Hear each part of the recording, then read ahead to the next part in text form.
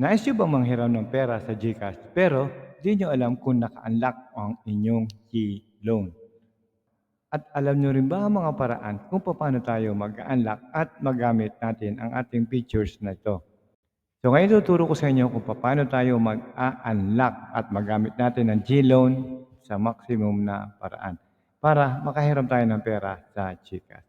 At sa dulo ng video, meron tayong mga tips, mga dapat gawin para maging eligible. Tara, umpisa na natin. So, paano natin malalaman kung tayo ay qualified?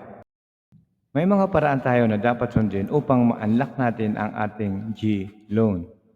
Una-una, pasok tayo sa ating GCash app, i-open natin ang Borrow, at i-click natin ang G-Loan. At dito, makikita nyo na ang mga sample details. So, pwede tayong makahiram ng 700 na payable in 9 months at meron 3.99 na interest rate. So, halimbawa, manghihiram tayo ng 5,000 pesos mula sa GCash at ito ay 9 months to pay at 755 ang ating babayaran per month. So, select lang natin ang ating loan purpose. Enter natin general expenses, halimbawa. At makikita nyo na sa ilalim ang summary ng inyong loan. Okay, loan amount is 5,000. Processing fee is 150 pesos. Kaya ang makukuha nyo na lang ay 4,850. Okay, so click lang natin yung get this loan kung okay na tayo dyan. So, paano natin patataasin ang ating G-Loan? Ito mga susunod na paraan para magamit natin ang ating GCash services para sa G-Loan. Unang-una, pay bills. Okay? So, marami tayong binabayaran mga bills. So, pwede natin yung gamitin. At ang ating load para sa ating phone, pwede rin natin yung gamitin. At cash in. Pwedeng cash in from the bank o kaya from the friend. Basta gumagana yung ating cash in. And then send money, of course, sa mga regular na ginagamit natin. Nagsisend tayo ng pera.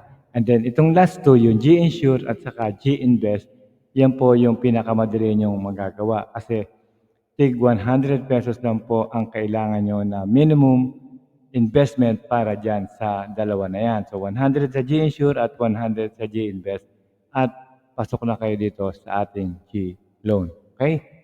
We usually conduct a weekly eligibility assessment so you can become eligible to apply for G-Loan as early as the following week. So, ang ginagawa po ni GCash ay weekly, chinecheck po niya lahat ng ito na kung ginagamit nyo at yan po ang isang paraan para makapag-apply tayo sa G-Loan. Okay?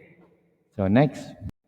Once you are eligible to apply for a loan, you will receive an SMS. So, makakatanggap kayo ng message mula sa GCash na kayo ay eligible na at pwede siyang i-check sa inyong dashboard at sa inyong GCash app para ma-monitor nyo ang inyong eligibility status.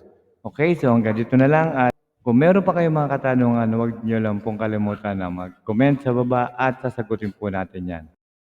At huwag nyo lang po kakalimutan na mag-subscribe, like at hit nyo na rin ang bell para updated kayo sa ating mga future videos.